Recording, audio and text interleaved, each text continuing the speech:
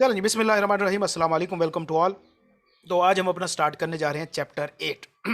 Chapter 8 का बेटा नाम थोड़ा सा देखें और उसके बाद हम इसको देखते हैं कि इसके अंदर क्या कुछ चीज़ें हैं। छोटा सा चैप्टर है, एक पेज का सारा है। इसके अंदर बस डेफिनेशंस ही हैं, कुछ टाइप्स हैं। हम इसको देखते हैं। देखो बेटा, सबसे पहले तो ये चैप्टर जो है वो कॉन्ट्रैक्ट को ही डील कर रहा है, मतलब कॉन्ट्रैक्ट्स ही रिलेटेड है। अब क्वेश्चन ये है कि इसको सेपरेट क्यों रखा गया। वो कहता है certain relationship resembling those created by contract, कि ये जो आज हम कॉन्ट्रैक्ट पढ़ने जा रहे हैं बेसिकली ये है तो कॉन्ट्रैक्ट, लेकिन ये इंप्लाइड कॉन्ट्रैक्ट है। मतलब इस कॉन्ट्रैक्ट के अंदर कुछ ना कोई कॉन्ट्रैक्ट का बेसिक एसेंशियल मिस है। ये वो कॉन्ट्रैक्ट है बेटा जो लॉ की तरफ से इंप्लाई हो जाते हैं आपके ऊपर। मतलब ये आप कह सकते हैं सोशल वेलफेयर के हैं, या आप कह सकते हैं कि समाजी बहबूद के हैं, ये आप कह सकते हैं कि एक जनरल वेलफेयर के जो कॉन्ट्रैक्ट हैं जो लॉ की तरफ से एक मोरालिटी के लेवल में आते हैं, वो इम्पोज किए जाते हैं आपके ऊपर। तो लिहाजा बेटा आज हम जो कॉन्ट्रैक्ट पढ़ने जा रहे हैं बेसिकली ये वो कॉन्ट्रैक्ट होते हैं जिनके अंदर कोई ना कोई कॉन्ट्रैक्ट का एसेंशियल मिस होगा, मतलब फिर ये कॉन्ट्रैक्ट तो ना हुआ। तो लिहाजा इसलिए इसको कॉन्ट्रैक्ट के साथ मैच नहीं किया गया, बल्कि इसके लिए एक सेपरेट चैप्टर बनाया गया है कि भाई ये हैं तो कॉन्ट्रैक्ट, लेकिन ये कॉन्ट्रैक्ट नहीं भी है। क्यों? इसके अंदर से कोई ना कोई एसेंशियल मिस होगा। और ये वो कॉन्ट्रैक्ट होते हैं जो बाय लॉ आपके ऊपर आते हैं। मतलब ये आप लोग अपनी मर्जी से, देखो एक कॉन्ट्रैक्ट तो होता है जो आप ऑफर एंड एक्सेप्टेंस से जो है वो बनाते हैं, मतलब आपकी मर्जी से होता है, चाहे उसके अंदर एक्सप्रेस ऑफर एंड एक्सेप्टेंस हो या इंप्लाइड ऑफर एंड एक्सेप्टेंस हो, तो उनको कहा जाता है कि जनाब जी ये आपकी मर्जी से एक कॉन्ट्रैक्ट बना गया है। लेकिन जाहिर सी बात है कि अगर एक कॉन्ट्रैक्ट बाय लॉ होगा तो आपकी ऑफर एंड एक्सेप्टेंस उसके अंदर नहीं होगी, कोई ना कोई एसेंशियल उसके अंदर मिस होगा। हो सकता है कि भैया उसके अंदर कंसिडरेशन मिस हो सकता है कोई इस तरह की चीज हो। तो लिहाजा इनको इंप्लाइड कॉन्ट्रैक्ट कहा जाता है या क्वाइजाई कॉन्ट्रैक्ट कहा जाता है। तो ये क्वाइजाई कॉन्ट्रैक्ट कौन से होते हैं? ये वो कॉन्ट्रैक्ट होते हैं जो बाय लॉ होते हैं, मतलब लॉ की तरफ से इंपोज होते हैं। एंड इसके अंदर पार्टीज का आपस में बेसिकली कोई एक्सप्रेस एग्रीमेंट मौजूद नहीं होता। इसकी टर्म एंड कंडीशन लॉ तय करता है। तो आज हमने कौन से कॉन्ट्रैक्ट पढ़ने हैं? ये वो कॉन्ट्रैक्ट होंगे बेटा जो बाय लॉ हमारे ऊपर इंप्लाई होते हैं। मिसाल के तौर पर पहला कॉन्ट्रैक्ट है supply of necessaries. Supply of necessary से क्या मुराद है बेटा कि अगर कोई शख्स किसी इनकम्पिटेंट शख्स को किसी किस्म की नेसेसिटीज वगैरह लाइफ की प्रोवाइड करता है, तो लॉ कहता है कि जो प्रोवाइड करने वाला शख्स है वो जिसको प्रोवाइड की जा रही है अगर उसकी कोई प्रॉपर्टी मौजूद है तो उसमें से रिम्बर्स कर सकता है। ये वो अंडर ओब्लिगेशन आ जाएगा, अंडर उसका राइट एक क्रिएट हो गया बाय लॉ। माइनर, मिसाल के तौर पे आपके इलाके में एक बच्चा था, माइनर था।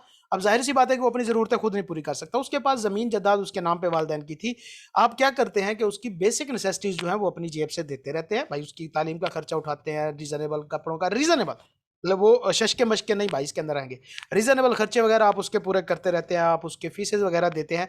तो लॉ कहता है कि आप अंडर एग्रीमेंट आ जाते हैं कि आप अगर ये चाहें पैसे तो उसकी प्रॉपर्टी से रिकवर कर सकते हैं, अगर उसकी प्रॉपर्टी नहीं है तो फिर आप रिकवर नहीं कर सकते।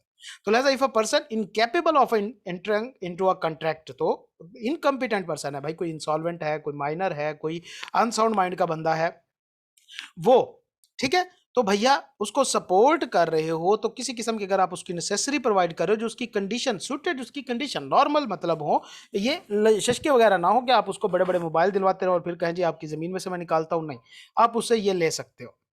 दूसरा जो कॉन्ट्रैक्ट होता है वो होता है reimbursement of payment by interested person. इससे क्या मुराद है? आपने किसी शख्स के बिहाफ पे किसी जगह पे पेमेंट कर दी जो वो शख्स लीगली बाउंड था। मिसाल के तौर पे आपने एक घर रेंट के ऊपर लिया, वहां पे रह रहे हैं, उसका ऑनर जो है वो दुबई में बैठा है, आप उसके घर में रेंट के ऊपर रह रहे हैं। एक दिन आपको प्रॉपर्टी टैक्स का नोटिस आता है, आप उस बंदे को कांटेक्ट करने की कोशिश करते हो, वो बंदा जो है कांटेक्ट में नहीं आता। अगले महीने फिर प्रॉपर्टी टैक्स का नोटिस आता है, आप फिर उसको कांटेक्ट करते हो, उस बंदे से कांटेक्ट नहीं हो पाता। तीसरी बार नोटिस आता है और उस पर लिखा होता है कि अगर आपने ये इंटरेस्ट पे, ये टैक्स पे ना किया प्रॉपर्टी का, तो हम घर जो है ये कन्फिस्टिकेटेड कर लेंगे, मतलब इसके ऊपर कब्जा कर लेंगे, इसको जब्त कर लेंगे। तो अब जाहिर सी बात है कि इस बंदे के साथ रब्ता नहीं हो रहा। अगर आप उसके बिहाफ पे ये टैक्स पे कर देते हो तो बाद में आप अंडर एग्रीमेंट आ जाते हो कि ये शख्स जब भी आप कहते चढ़े आप इससे रिकवर करा सकते हो। तो क्या है? A person who is interested is the payment. सबसे पहली चीज आप इंटरेस्टेड होना चाहिए। आप इंटरेस्टेड क्यों है भाई? आप घर में रह रहे हो, आपका घर बंद हो जाएगा, which another is bound by law, जो दूसरा शख्स बाउंड बाई लॉ हो पेमेंट करने के लिए, क्यों, प्रॉपर्टी टैक्स के लिए ये बाउंड है पे करने के लिए, तो अगर आप वो पे कर देते हो तो आप उससे ये रिम्बर्स करा सकते हो। तीसरे नंबर पे ये वो कॉन्ट्रैक्ट है, person enjoying the benefit of non gratuitous act, एक ऐसा एक्ट जो आपके लिए था ही नहीं लेकिन आपने उसका फायदा उठा लिया। मिसाल के तौर पे बिलाल जो है वो असद के घर जाता है और साथ आम की पेटी एक लेके जाता है। अब वो आम की पेटी बेसिकली अपने घर लेके जा रहा था, तो जाते जाते कहता है जी मैं बिलाल से मिलता जाता हूँ, सॉरी असद से मिलता जाता हूँ। बिलाल वो पेटी क्या करता है, असद की बैठक में रखता है, वहां बैठ के गपशप करते हैं, एंड उसके बाद बिलाल वो वहीं पे भूल जाता है और घर चला जाता है। असद जो देखता है आम पड़े हैं वो उठा के खा जाता है। तो लॉ कहता है कि क्योंकि भाई ये आपके लिए एक्ट नहीं था, आपने उसका फायदा उठाया, तो असद जो है वो बाउंड बाई लॉ होगा कि बिलाल को पैसे दे या वो आमों की पेटी लेके दे। ठीक है, तो इसका ये मतलब है। क्यों, अब देखो हम ये तीनों देख रहे हैं, इनके अंदर ऑफर एंड एक्सेप्टेंस मिस है, कोई भी एग्रीमेंट नहीं है, लेकिन लॉ कहता है कि क्योंकि ये चीजें एक सोशल मोरालिटी में आती है तो लिहाजा इनको जो है वो बाउंड होना चाहिए।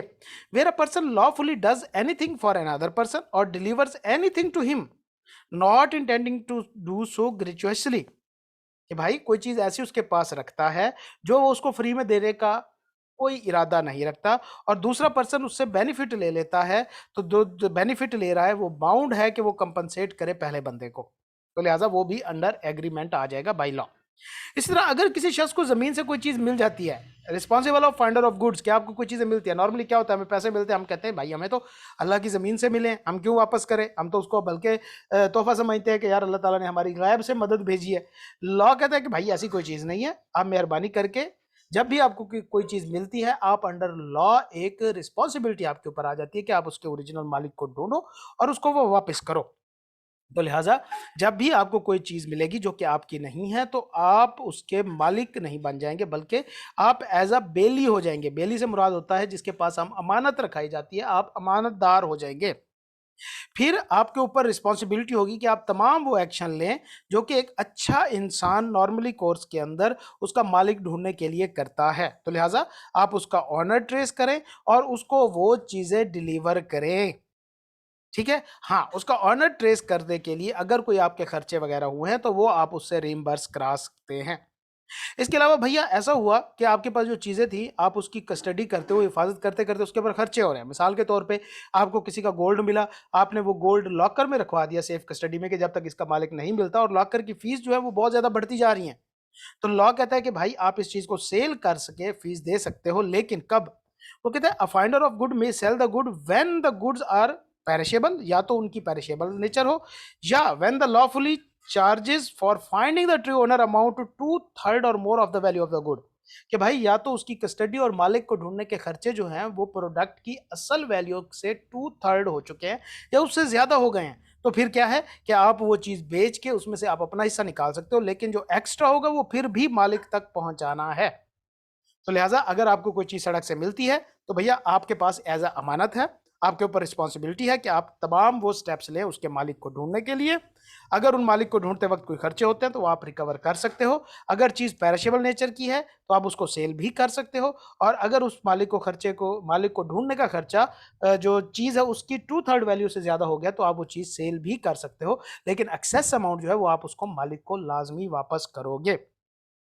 इसी तरह अगर कोई शख्स जो है मिस्टेकली या अंडर कोर्शन कोई चीज आपको डिलीवर कर देता है, मिसाल के तौर पे हमारे पास जो ये आती हैं कि सीओडीज वगैरह आती हैं, जो हमारे पास पोस्ट आती हैं, वो जो पोस्टमैन था वो गलती से आपको कोई चीज़ डिलीवर करके चला गया जो कि आपकी नहीं थी, तो आप अंडर लॉ आपके ऊपर रिस्पॉन्सिबिलिटी आ जाती है कि वो चीज़ आप उसको वापस करेंगे। आप ये नहीं कहेंगे कि भाई दे गए तो अब मेरी होगी।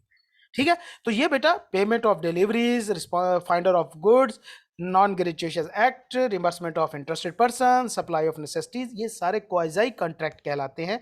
क्वाजाई कॉन्ट्रैक्ट का मतलब इंप्लाइड कॉन्ट्रैक्ट होते हैं, ये वो कॉन्ट्रैक्ट होते हैं जो इंप्लाइड बाय लॉ होते हैं। ठीक है बेटा, तो इनको रट्टा मार लेना है, एक ही पेज है, जस्ट बिल्कुल सिंपल सा शॉर्ट सा, इसको आपने बिल्कुल अपने तरीके से तैयार कर लेना है। तो हम अगले लेक्चर में इंशाल्लाह अपना चैप्टर 9 स्टार्ट करेंगे, छोटा सा है वो भी, बिल्कुल नन्हे मुन्ने एक एक दो दो पेजेस के चैप्टर्स हैं, आप इन सारों को याद करते जाएं इंशाल्लाह। उसके बाद फिर हम अपने टेस्ट स्टार्ट करते हैं कॉन्ट्रैक्ट एक्ट के। ठीक होगा बेटा, तो मिलते हैं इंशाल्लाह नेक्स्ट क्लास में। अल्लाह ताला आप सबको अपनी ज़ुबान में रखे बच्चा। अल्लाह हाफिज़।